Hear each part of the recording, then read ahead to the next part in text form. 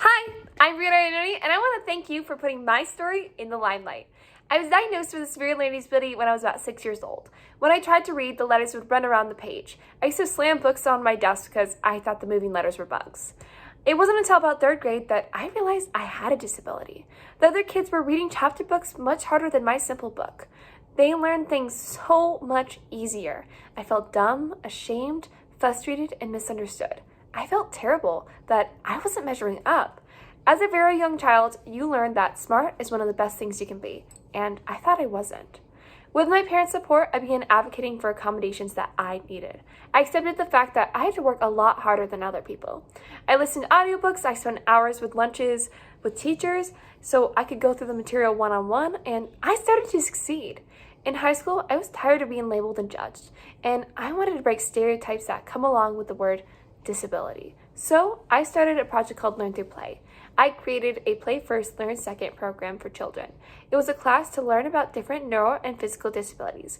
I would speak about a disability, and then I would make a group play a game that required them to adapt the disability to experience the daily challenges of someone with that disability. I aim to bring awareness to disabilities, taught etiquette and first-person language, as well as about invisible disabilities and accessibility. The program stressed inclusion and the importance of showing a positive attitude towards all people. So far, 2,000 people have gone through my program. For the second part of my project, I solicited donations and created 3 adaptive and sensory toy libraries. I adapted toys to make them more suitable for different abilities so that children all could play with toys independently. I've donated about $15,000 of toys so far. Currently, I'm a college student and plan to be a social entrepreneur. I developed an award-winning business plan based on my project, an adapted toy subscription rental service that will enrich the lives of others with disabilities. I've taken the first steps to opening my business. I will always live with a disability. Reading is a big part of our lives. Whether I'm reading a recipe, trying directions to a new classroom on campus, voting or reading an email from my boss, or enjoying a good book, reading is everywhere. And that means that my disability quite literally has a direct effect on how my day-to-day goes.